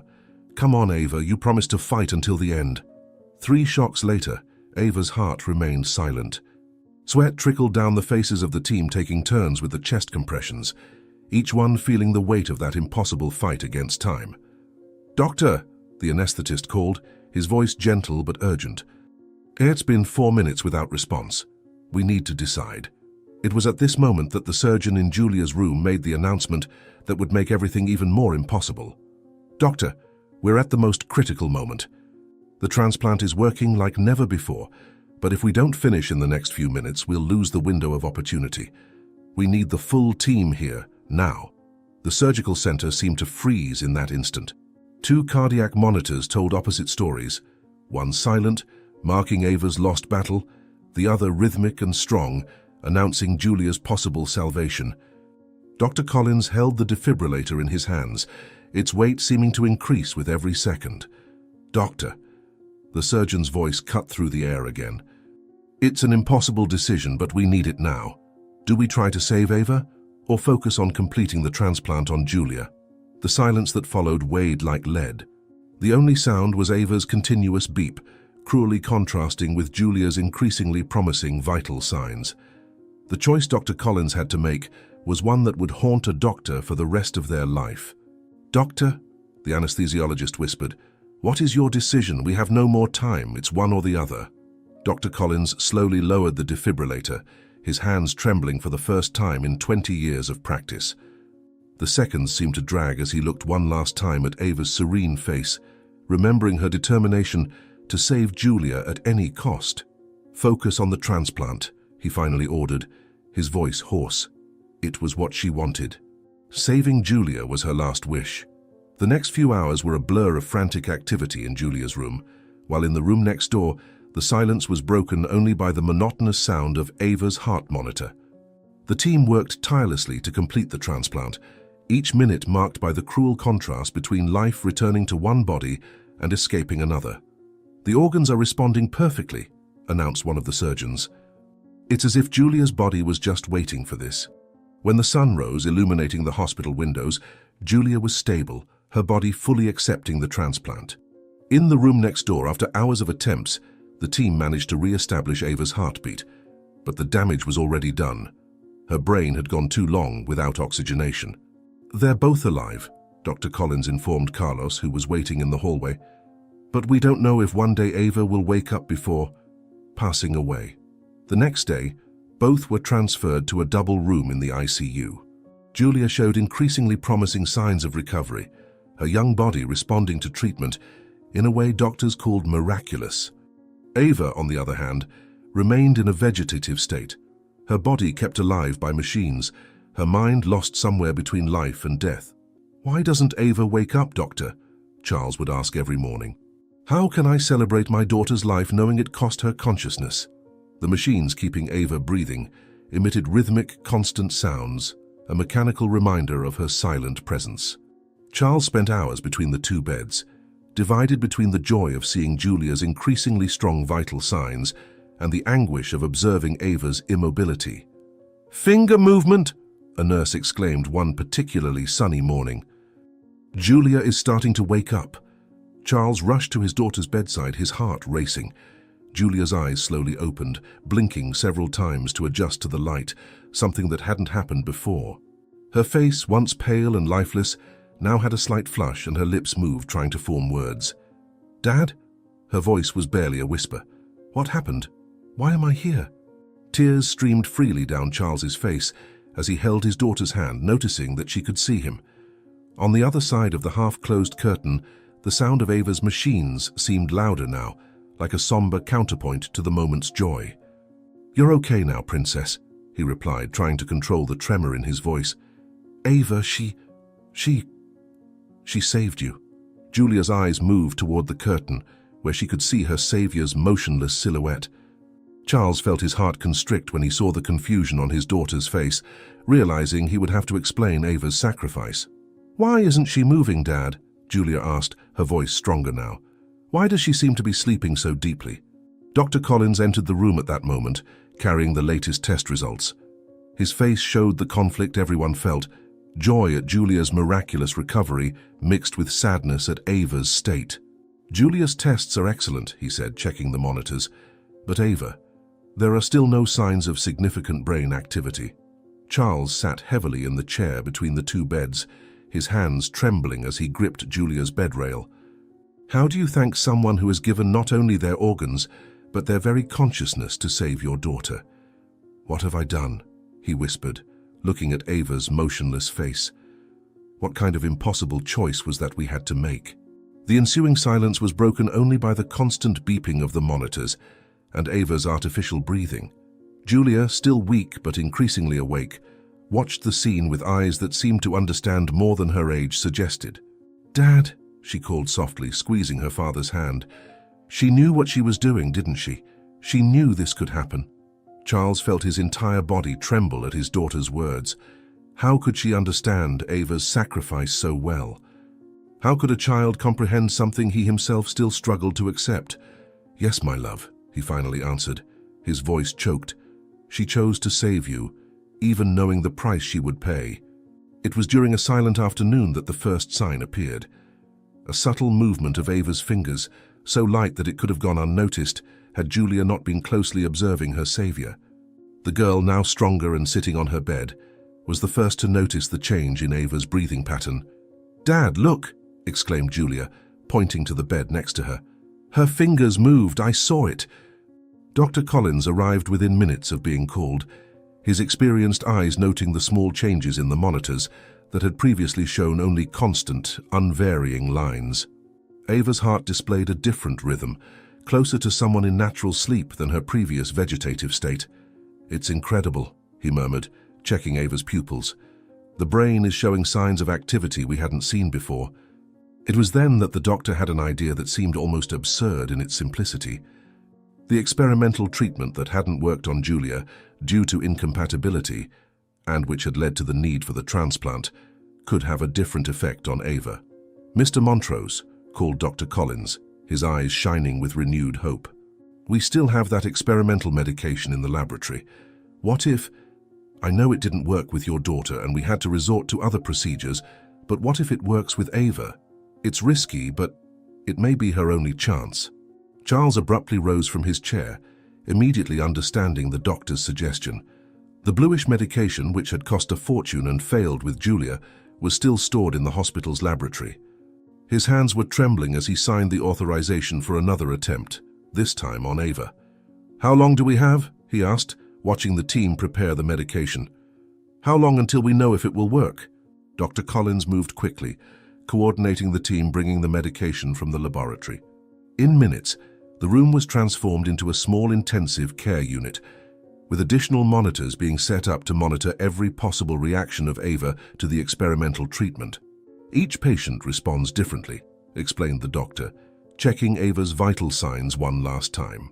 "But if there is any positive reaction, we'll see the first signs within minutes." Then minutes later, knowing this was the only chance, they began the treatment. The blue liquid began to flow through Ava's intravenous access, its peculiar coloration creating a surreal contrast with the paleness of her skin. Julia watched it all from her bed, her eyes wide open, fixed on her savior's face, as if her own willpower could help the process. "The response in Emma was almost immediate," recalled Dr. Collins, adjusting the drip rate. "Even though it wasn't enough to save her, we saw signs of improvement before the medication had the opposite effect." The first few minutes were of tense silence. The medical team monitored every small change in Ava's vital signs as the blue medication continued its journey through her veins. It was Julia who first noticed the change, a more pronounced tremor in Ava's eyelids. "She's trying to open her eyes," exclaimed the girl, leaning forward in her bed. "Ava, I'm here. Can you hear me?" The monitors began to register significant changes in brain activity. What had once been almost flat lines now showed increasingly frequent peaks and waves. Dr. Collins could barely contain his professional excitement at the unprecedented response. "It's extraordinary," he murmured, checking Ava's pupils again. "The brain is reactivating areas that were completely dormant." Charles held Ava's hand, feeling small spasms in her fingers that had once been inert. Each movement, no matter how small, brought with it a wave of hope he barely dared nurture. "Come back to us," he whispered, gently squeezing her hand. "There's so much we need to tell you, so much to thank you for." It was then that it happened. Ava's eyes slowly opened, blinking several times against the light in the room. Her vision, though blurred at first, soon found Julia's face smiling through tears from across the room. "Emma?" Her voice was only a hoarse whisper. "No, Julia, you survived." The room exploded into activity. Nurses rushed to make checks, doctors took notes, but for Ava everything seemed to happen in slow motion. Her eyes roamed the environment, gradually adjusting to the reality around her. "The experimental treatment," explained Dr. Collins, checking her reflexes. "It's working in a way we've never seen before." The following hours were of steady progress. With each check, Ava showed stronger signs of recovery. Her consciousness, which had once seemed lost forever, was gradually returning, bringing with it memories and sensations. "It's like waking up from a very long dream," she said, her voice stronger now. "A dream where Emma was guiding me back here." Julia managed to convince the doctors to move her bed closer to Ava's. The two could now talk, sharing a bond that went beyond words, a bond forged by sacrifice and hope. "You saved me," said Julia, holding Ava's hand. "Now it was our turn to bring you back."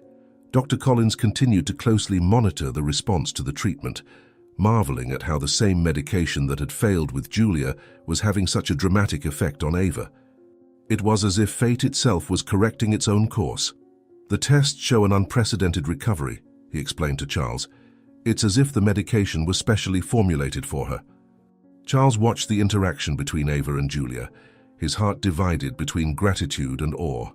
The miracle they had witnessed seemed like a reward from the universe, a second chance for all of them. Perhaps Emma was indeed guiding all of this, he thought, wiping away a tear. Guiding us towards this moment, this impossible cure. The afternoon sun bathed the Montrose mansion when the car pulled into the main entrance. Ava, still weak but determined, helped Julia climb the front steps, while Charles carried the small bags with their belongings from the hospital. The recovery of both had surprised the entire medical team, but Dr. Collins' words about the unlikely compatibility still echoed in Charles's mind. "Welcome home," he said, opening the massive oak door. "From now on, this is your home too, Ava." The interior of the mansion was exactly as it had been on the night of the storm when Ava had arrived there as a desperate beggar. Now walking through the entrance hall with slow but steady steps, she allowed herself to notice the details she hadn't noticed before. The paintings on the walls, the old photographs in silver frames. "I'll show you all the places," said Julia excitedly, holding Ava's hand, "including the garden where Grandpa used to read every afternoon." It was then that something caught Ava's attention. On one of the walls of the main hallway, there was a large frame with an old photograph of the mansion's employees. Her eyes were automatically drawn to a familiar figure, a young woman, with the same features she saw every day in the mirror. "Mom," she whispered, her hand trembling as she touched the glass of the photograph. How is she here?" Carlos, who was organizing some documents on the nearby desk, raised his eyes when he heard Ava's whisper. His gaze passed from the photograph to Ava's face several times, a slow and painful understanding beginning to form in his mind. The same almond-shaped eyes, the same face shape. "Helena," he murmured, approaching the photo. "She worked here for years, until she suddenly disappeared." Julia watched the scene with childlike curiosity, her perceptive eyes noticing similarities that had previously seemed mere coincidence. The way Ava walked, the way she tilted her head, gestures she had seen hundreds of times in old photos of her grandfather. "Dad," she called softly. "Ava looks a lot like Grandpa in the old photos, especially when she smiles." It's the same smile. Charles felt his heart beating erratically as the pieces of the puzzle began to fit together. The inexplicable compatibility, the familiar features, the timing of Helena's disappearance, everything pointed to a truth he barely dared consider. "Your father," he began hesitantly, turning to Ava. "Did your mother never tell you who he was?" Ava shook her head, her legs weakening under the weight of the possibilities that were opening up before her. Charles supported her, guiding her to the nearest sofa. His hands trembled as he opened a drawer in the desk, retrieving an old photo album. "My father," he said, his voice choked, "spent a lot of time alone after my mother's death. Helena was more than an employee. She was his confidant." The pages of the album revealed more similarities with each photo. The same eye shape, the same striking profile, even the way of gesturing that Ava had inherited without ever knowing her father. Julia, sitting between them, held both their hands as if trying physically to connect the bridges that destiny had built. "The disease," Carlos murmured, running his fingers over a photo of his father. "It's genetic, passed from father to son." "That's how Emma." Ava covered her mouth with her hands, silent tears streaming down her face. Her whole life, all the unanswered questions, all the mystery of her origin, everything converged on this moment, in this room, before this photograph. "I need to be sure," said Carlos, rising with determination. "I'll request a DNA test immediately." The following days were a mixture of anxiety and discoveries. Every corner of the mansion seemed to contain a new clue, a new connection. Charles found old letters, notes kept that his father had never shown anyone. Ava recognized her mother's handwriting on some of them. She must have found out she was pregnant, Carlos speculated, reading the papers, and decided to leave to protect us. To protect you. The envelope with the test results arrived on a quiet morning, when Julia was playing in the garden under Ava's watchful eye. Charles opened it with trembling hands, his eyes quickly scanning the lines of technical text until he found the confirmation they were already expecting. 99% probability, he read, his voice faltering. We're siblings, Ava. We're family. At that moment, as the morning sun lit up the garden where so many secrets had been kept, 3 generations of a shattered family finally reconnected. Julia ran to hug Ava, now officially her aunt, while Charles held the result that would change their lives forever. The tests, Ava murmured, finally understanding. The tests detected it all. From the beginning. The therapeutic garden of Montrose Mansion was blooming under the late afternoon sun, 3 months after the revelations that had forever changed the lives of this family. Red and white roses, planted by Julia during her own recovery, now formed a fragrant path along which she carefully guided Ava. Her aunt walked slowly, leaning on her young and strong arm, each step a small victory against the consequences the sacrifice of the transplant had left. Slowly, Aunt, Julia would say, adjusting her pace to Ava's rhythm. We have all the time in the world now. The lilies they had planted together a month ago were starting to bloom, their white petals dancing in the gentle afternoon breeze. Ava stopped for a moment to catch her breath, her teary eyes fixed on the flowers that so resembled Emma's drawings. She always loved white flowers, Ava murmured, gently touching a petal. Emma used to say they were like little pieces of cloud that fell into the garden. Charles watched the scene from the porch, his hands holding a cup of already cold tea. His mind constantly returned to that stormy night when fate had brought his lost sister to his door. The DNA had only confirmed what their hearts already knew. They were family. Who would have thought that a storm would bring us so much light? He thought, descending the steps. That Julia's salvation would come through a sister she didn't know she had. The scent of flowers filled the air as Julia guided Ava to the marble bench near the small ornamental lake. It was their favorite spot, where they spent hours sharing stories. Ava telling about Emma, Julia talking about the grandfather she never knew was also the grandfather of her savior. Sometimes I still feel like I'm dreaming, said Julia, helping Ava sit down. Like this is all too good to be true. Ava smiled, watching how Julia practically radiated health now. There was no longer any sign of the illness that had nearly taken her. Her face had color. Her movements were strong and sure. Though Ava's own body still struggled to fully recover, every smile from Julia confirmed that her sacrifice had been worth it. Life has mysterious ways of surprising us, Ava replied, her voice soft. Emma guided me to you. She knew I would find more than a chance at redemption. Charles approached the bench, carrying a small carved wooden box. Inside, old photographs told the story of a family separated by fate and reunited by love. Photos of his young father, of Ava's mother, moments that now gained new meaning. I found a few more photos in Dad's office, he said, sitting down next to his sister. He kept every moment. I think he never stopped thinking about you. Julia knelt on the grass in front of them, her eyes shining with curiosity as she examined the photographs. Her fingers stopped on one in particular, her paternal grandmother and Ava's mother, both smiling in the same garden they were in now. It's amazing how everything connects, she observed, running her fingers over the photo, as if fate was just waiting for the right moment. The sun was beginning to set, painting the sky in shades of pink and gold. Ava tried to stand up, her still weak legs trembling slightly with the effort. Julia was immediately by her side, offering support with the same dedication Ava had shown during her illness. Let me help you like you helped me, Julia insisted, her arm firm around her aunt's waist. We're a family now, we don't have to do anything alone anymore. Charles put the photographs away and stood up too, watching how his daughter had matured through that whole experience. She was no longer just the sick girl who needed protection. She was a strong young woman who now helped protect others. Emma would be proud, he said, looking at Ava, of how her mother found a new purpose, a new family. Tears began to roll down Ava's cheeks, but for the first time in a long time, they were tears of joy. Her steps were slow but determined as she walked through the garden with Julia, each movement a celebration of the life they had managed to preserve. "You know what Emma always used to say?" Ava asked, stopping to admire the sunset. "That sometimes we need to lose something precious to find something we didn't even know we were looking for."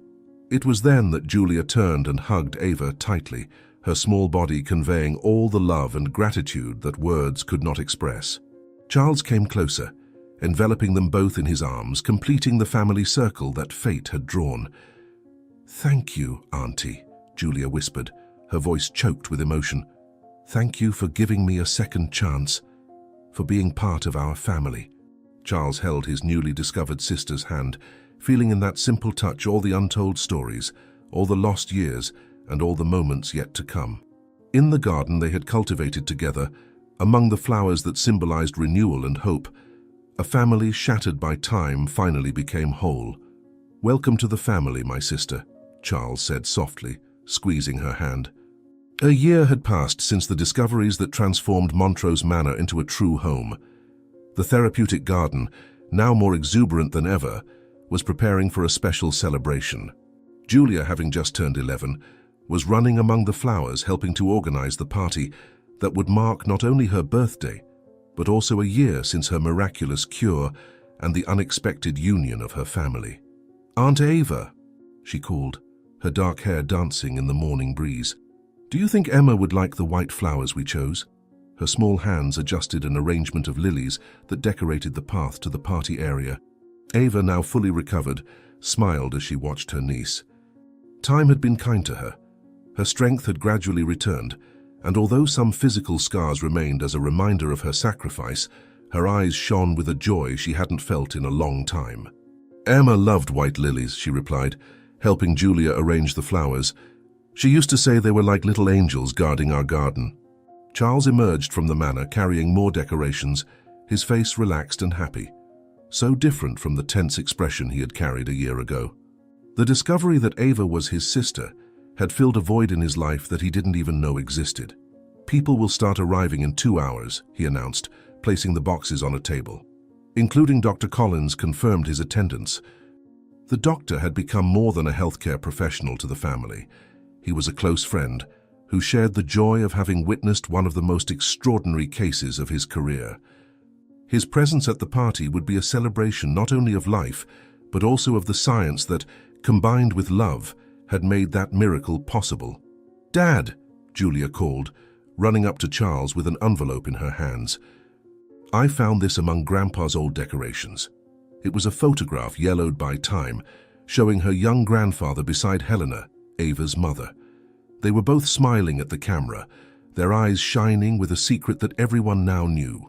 Ava came closer to see the photo, her heart warming at the sight of her mother's smile. "She looked so happy here," she murmured, gently touching the image. "I wish she could see how it all worked out in the end." The morning passed quickly amid the final preparations. The garden was transformed into a magical space, with delicate lights hanging between the trees and tables, decorated with arrangements of white flowers. A small altar had been set up near the lake, where photos of Emma and Charles's father were placed, a tribute to those who, even absent, had been essential to that journey. The first guests began to arrive in the early afternoon. Dr. Collins was one of the first, bringing not only gifts but also exciting news about how Julia and Ava's case had inspired new research into the treatment of the genetic disease that had nearly claimed them. "It's amazing how your stories are changing other lives," he commented, watching Julia play with other children in the garden. "The protocol we developed from your experience has already saved 3 other families this year." The party was in full swing when Ava asked for everyone's attention. Her heart raced as she prepared to make an announcement she had been saving for this special moment. Charles and Julia approached, curious about what was to come. "A year ago," Ava began, her voice clear and emotional, "I was lost on the streets believing I had lost everything with Emma's departure. But fate, or perhaps my little angel, had other plans." She paused, her eyes meeting Julia's. "Today I want to announce that, in memory of Emma and in celebration of our reunited family, I am creating the Emma Montrose Foundation." A murmur of surprise and approval rippled through the guests. Charles squeezed his sister's hand, his eyes shining with pride and emotion. "The foundation," Ava continued, "will be dedicated to helping families facing the same disease that nearly took Julia and Emma. We will work in partnership with Dr. Collins and his team to ensure that no family has to choose between saving their children and keeping a roof over their heads." Julia ran to hug her aunt, tears of joy streaming down her young face. "Emma would be so proud," she whispered. "Now other children will have the chance she didn't." Charles spoke next, his voice choked with emotion. "As president of Montrose Enterprises, I announce that our corporation will be the foundation's primary benefactor. It's time we used our fortune to make the difference our father always wanted to make, but never knew how." Dr. Collins approached the small family group, his eyes glistening with unshed tears. "Science showed us the way," he said, "but it was your love that made everything possible. This foundation will be a beacon of hope for many families."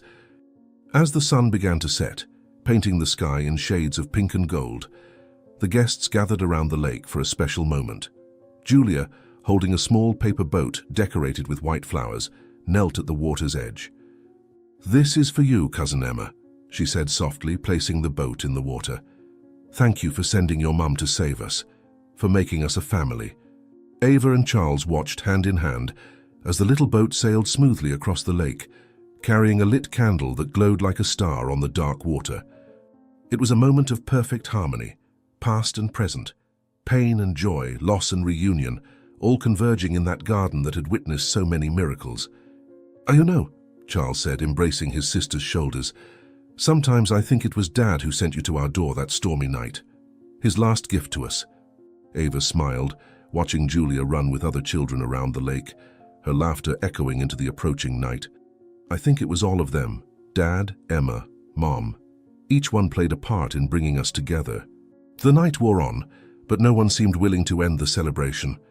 The garden lights created a magical ambience where stories were shared, bonds were strengthened, and plans for the future were woven with threads of hope and love. Dr. Collins, before leaving, made one last announcement that filled everyone with joy. The research team had achieved a significant breakthrough in treating the disease, inspired by Ava and Julia's unique case. "So your improbable compatibility opened doors we didn't know existed," he explained. "We're on the path to making this disease a thing of the past." Later, when most of the guests had already left, Julia found Ava sitting alone near the lake, watching the reflection of the stars on the water. "Aunt," she called softly, sitting beside her, "do you think I'll ever get to meet Emma?" Ava pulled her niece close, kissing her dark hair. "She's always with us, dear. In every white flower we plant, in every life the foundation will help, in every smile of yours." Charles joined them, bringing mugs of hot chocolate. The night was cool, but their hearts were warmed by the love they shared. "To our family," he proposed, raising his mug, "to those here and those guiding us from afar." "To family," Ava and Julia replied in unison, their mugs clinking softly in the starry night. The Montrose garden had witnessed many stories over the years: love, loss, secrets, and revelations.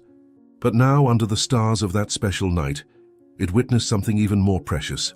A family that had found its way home through the darkest of storms, guided by a love that transcends even death.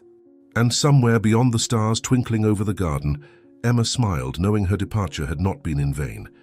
It had paved the way for a miracle greater than anyone could have imagined. A miracle called family. 3 months after Julia and Ava's full recovery, the Montrose mansion was abuzz with unusual activity. Charles had called an urgent meeting with his team of administrators and Dr. Collins. In the main office, architectural plans covered the large mahogany table, while projections showed the project that had consumed his thoughts for weeks. "This will be the Montrose Treatment Center for Rare Diseases," Charles explained, his eyes shining with determination as he pointed to the plans. "We'll use the adjoining land to the mansion, the one my father always intended for expanding the family business." Ava, who now lived in the mansion with her brother and niece, watched the plants with tears in her eyes. The project included not only treatment wings equipped with the latest technology, but also welcoming spaces for families who, like her one day, did not have the resources to fight the disease. The center will have the capacity to serve 50 patients simultaneously, Carlos continued. And most importantly, it will be completely free for families who cannot afford treatment. Dr. Collins, who had become not only the family's physician but also a close friend, examined the technical details of the project with approval. With this structure, we will be able to expand our research on the disease that affected Emma and Julia.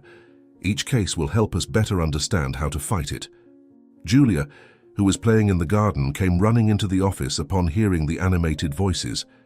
"Can I see too?" she asked, approaching the table. Her eyes roamed over the drawings until they stopped on a specific area. "What is this part here?" "This will be the Emma wing," Ava replied softly, hugging her niece. "A space dedicated especially for children undergoing treatment, with a library, playroom, and a therapeutic garden like ours." Charles watched the interaction between his sister and daughter with a full heart. In just a few months, they had developed such a strong bond that it was sometimes hard to believe they hadn't grown up together. "Ava," he called, "I have a proposal for you." Everyone in the room turned to Carlos, who took a deep breath before continuing. "I want you to be the center's welcoming director. No one better than you to understand and support the families who will arrive here." Ava felt her legs weaken, needing to lean on the table. "Me?" she whispered. "But I have no medical training or—" "You have something more important," Dr. Collins gently interrupted. "You have lived experience. You know every aspect of this journey, the pain, the fear, the hope. You can guide these families like no one else could." The center's construction began the following week. Every day, Julia and Ava visited the construction site, watching the walls rise and the spaces take shape. Often they would stop in front of the future Emma wing, imagining how many lives would be transformed there. "Aunt," Julia said one afternoon as they watched the workers install the huge glass windows, "do you think Emma is proud of what we're doing?" Ava hugged her niece, looking up at the blue sky above them. "I'm sure she is, dear. Every life we save here will be a way of keeping alive the love she taught us." In his office, Charles was finalizing the last financial details of the project. He had decided to invest a large part of the Montrose fortune in the center, ensuring that it could operate indefinitely. "It's the best use we can give this money," he explained when his advisors questioned the investment. "We are transforming a financial inheritance into a life legacy." 6 weeks later, the center was practically ready. The 3-story building stood majestic in the back of the mansion, its modern lines harmonizing perfectly with the classic architecture of the main house.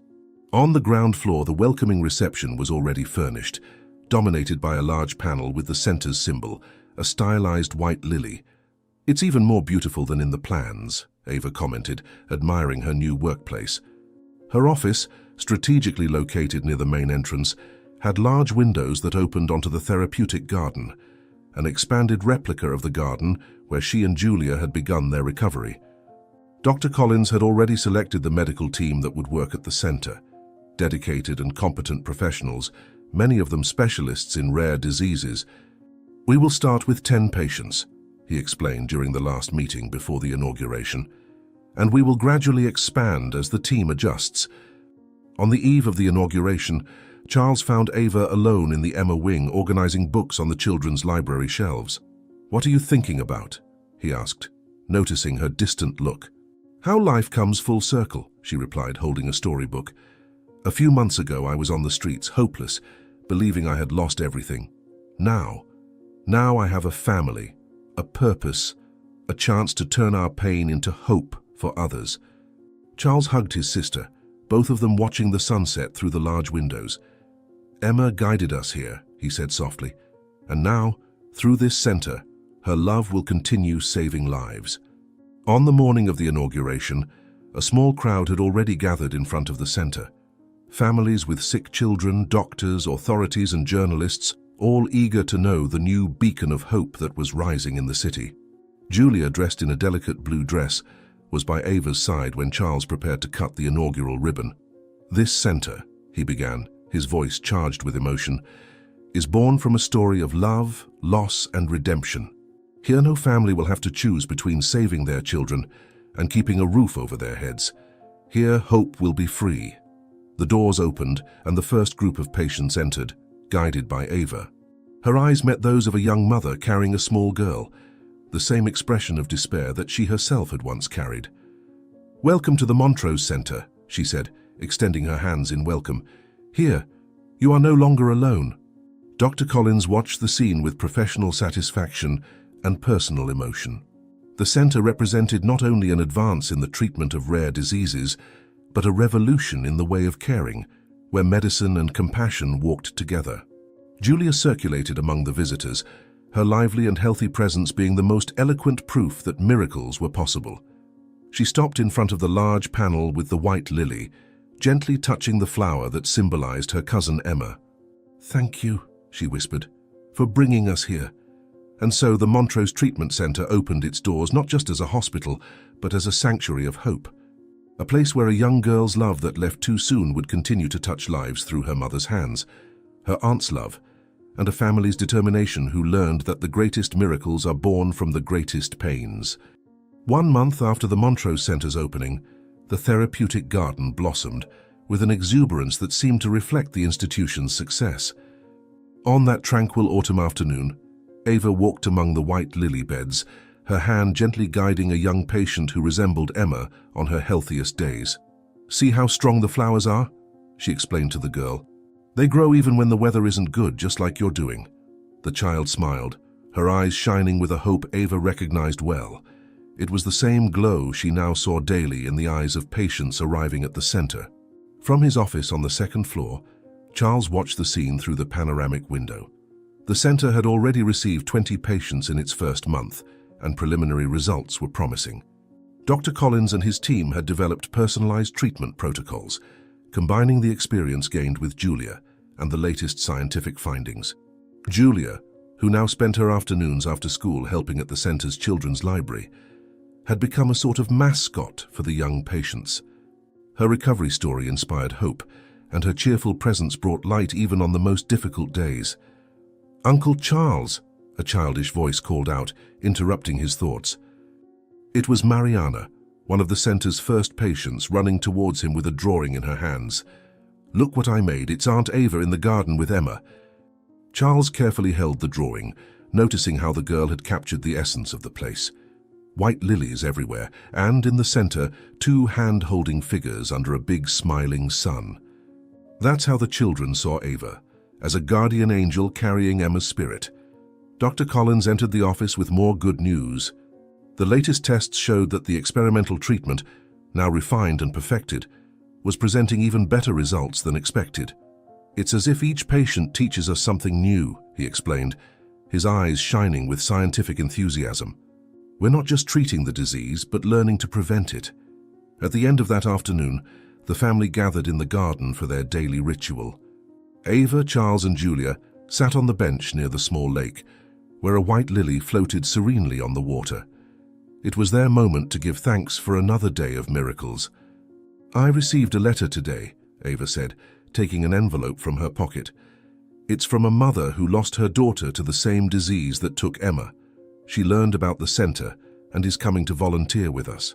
Her hands trembled slightly as she held the letter. She says she has finally found a purpose for her pain. Julia hugged her aunt, understanding more than her age suggested. "That's how Emma keeps living," she said softly. "Through every life we save here, every family we help." Charles watched his family with a heart overflowing with gratitude. Fate had transformed his greatest tragedy into an invaluable gift. Not only had it returned his daughter to him, but it had given him a sister and a greater purpose than any material wealth could buy. "You know," he said, breaking the contemplative silence, "sometimes I think all of this was planned by someone much wiser than us, as if Emma and Daddy were up there, moving the pieces to bring us together and create something bigger than ourselves." The sun was beginning to set, painting the sky in shades of pink and gold. In the garden, the white lilies seemed to glow with their own light, like little earthly stars guarding the stories of love, loss, and redemption that had brought the Montrose Center to life. "The pain never goes away completely," Ava whispered, looking up at the sky.